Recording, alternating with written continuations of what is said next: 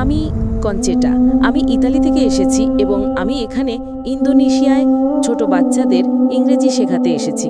আমি কোনো নির্দিষ্ট ধর্ম অনুসরণ করি না, আমি কোনো চার্চ বা কোনো ধর্মে বিশ্বাসী নই। তাই আমার প্রশ্ন হলো, আমি সবসময় দেখেছি যে বিভিন্ন ধর্মের মানুষ আমাকে তাদের ধর্ম সম্পর্কে জানাতে চেষ্টা করেছে, কিন্তু আমি সবসময় দেখেছি যে তারা বলতো আমার ধর্মই সেরা, আমার ধর্মই সেরা, এবং আমি এটা চাইনি।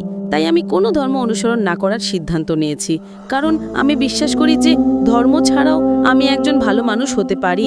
আমার শৃঙ্খলা আছে, আমি অন্যের ভালো করতে পারি, কারোর ক্ষতি না করে একটা সুন্দর জীবনযাপন করতে পারি, কোনো কঠোর নিয়ম না মেনে। বোন, আপনি ইংরেজি ভাষার শিক্ষিকা, তাই না? শুধু এখানে ইন্দোনেশিয়া একটা অভিজ্ঞতার জন্য। ইন্দোনেশিয়ায় এখন আমি যখন ইংরেজি বর্ণমালা শিখেছি, আমি জানি তার ক্রম হলো ABCD। না না না না, BAZYD। আপনি কি এটা মানবেন? না। কেন? আপনি তো বলবেন আমি সঠিক। এটা ঠিক না ভুল? ABCD ছাড়া কি ইংরেজি শেখার অন্য কোনো উপায় আছে?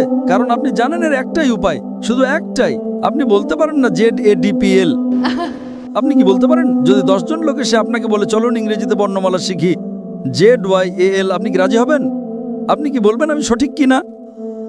কেন? কিন্তু আমি কি করে জানবো যে একজন অধার্মিক পটভূমি থেকে আসা মানুষ আপনার পথটাই সঠিক পথ? আপনি খুব ভালো ইংরেজি জানেন, তাই না? আপনি আপনার ইংরেজি গান নিয়ে আত্মবিশ্বাসী। হ্যাঁ। আপনি কি 100% নিশ্চিত?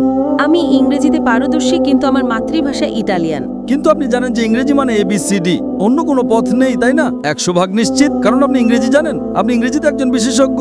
আপনি ইটালিয়ানও আরো ভালো বিশেষজ্ঞ হতে পারেন, কিন্তু আপনি ইংরেজিতে বিশেষজ্ঞ, তাই না? ঠিক তেমনি ভাবে বোন, আমার পদ্ধতি ভিন্ন। আমি বলি আপনি আমাকে ইসলামের চেয়ে ভালো কোনো ধর্ম দেখান, আমি আজই তা গ্রহণ করব, কারণ আমি তুলনামূলক ধর্মতত্ত্বের একজন বিশেষজ্ঞ। আমি খ্রিস্টান ধর্ম, হিন্দু ধর্ম, বৌদ্ধ ধর্ম, ইসলাম, শিখ ধর্ম, পার্সি ধর্ম এবং আরো অনেক ধর্ম নিয়ে পড়াশোনা করেছি। তাই এখন আমি তুলনামূলক ধর্মতত্ত্বের একজন বিশেষজ্ঞ। আমি বলছি আপনি আমাকে এর চেয়ে ভালো কোনো ধর্ম দেখান, আমি আজই তা গ্রহণ করব। কিন্তু ধর্মহীনতা সম্পর্কে আপনার কি মত? ঠিক আছে, আপনি আমাকে ধর্মহীনতাকে ইসলামের চেয়ে ভালো প্রমাণ করে দেখান, আমি মেনে নেব। যে কোনো কিছু। আপনি নাস্তিকতাকে ইসলামের চেয়ে ভালো দেখান, আমি মেনে নেব। কমিউনিজম, সমাজতন্ত্র, যা খুশি ইসলামের চেয়ে ভালো প্রমাণ করুন, আমি গ্রহণ করব। যে কোনো কিছু, রাজনীতি বা অরাজনীতিক, আমাকে এর চেয়ে ভালো কিছু দেখান। কোরআনের চেয়ে ভালো কোনো নির্দেশনা গ্রন্থ, আমি তা গ্রহণ করব। না, পলিটিক্স নয়, যে কোনো কিছু, রাজনীতি হোক বা না হোক, আমাকে এর চেয়ে ভালো কিছু দেখান। কোরআনের চেয়ে ভালো কোনো পথ প্রদর্শক গ্রন্থ দেখান, আমি তা গ্রহণ করব। আমি অন্যদের মতো নই, আমি ভিন্ন, কারণ আমি তুলনামূলক ধর্মতত্ত্বের একজন বিশেষজ্ঞ।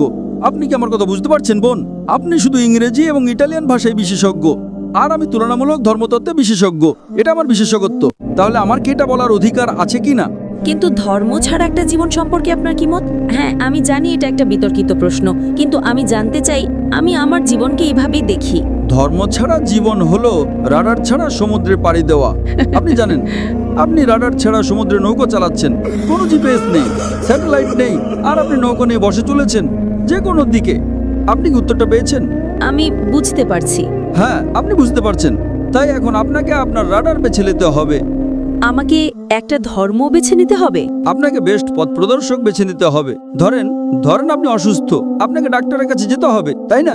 নাকি আপনি বলবেন না না, আমি নিজেই চিকিৎসা শিখে নেব? আপনি কি তা করতে পারবেন? হ্যাঁ, আপনি গুগল করে কিছু উত্তর পেতে পারেন, কিন্তু সব উত্তর কি পাবেন? Chat GPT? চ্যাট জিপিটিকে আপনার অপারেশন করবে?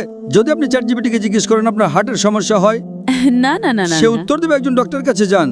চ্যাট জিপিটিকে জিজ্ঞেস করেন কোন ধর্ম সবচেয়ে বৈধ, যুক্তিকার, বৈজ্ঞানিক, এখানে উত্তর আছে। আপনি কি চ্যাট জিপিটিতে বিশ্বাস করেন?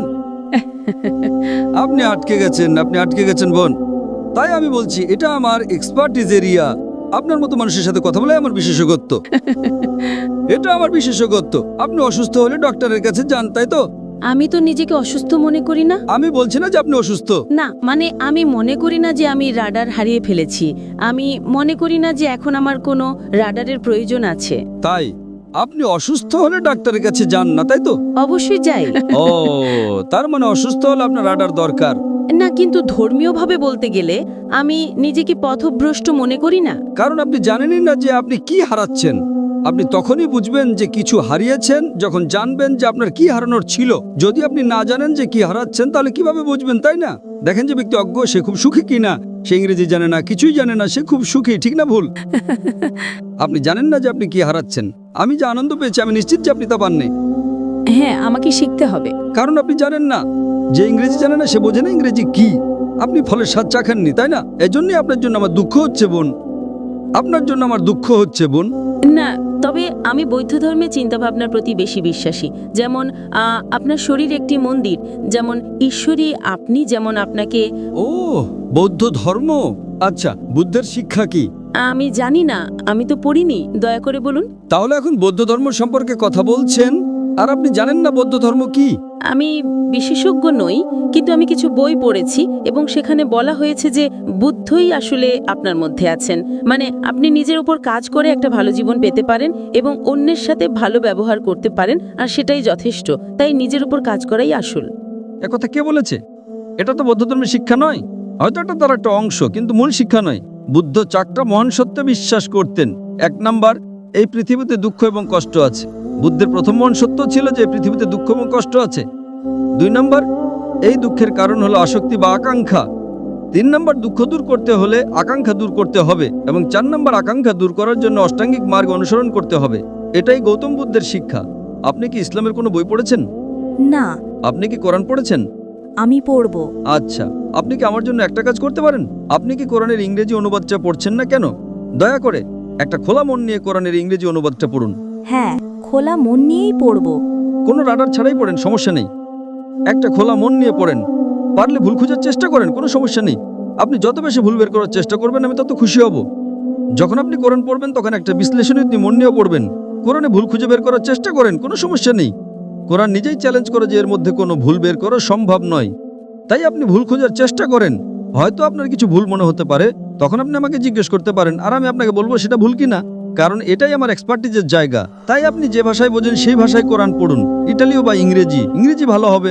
আমি আপনাকে আব্দুল্লাহ ইউসুফ আলীর অনুবাদটা পড়তে অনুরোধ করছি। আমি আয়োজকদের অনুরোধ করব যদি তারা বোনকে একটা কপি ঘম্পি দিতে পারেন। আপনি কি এতে সই করে দেবেন?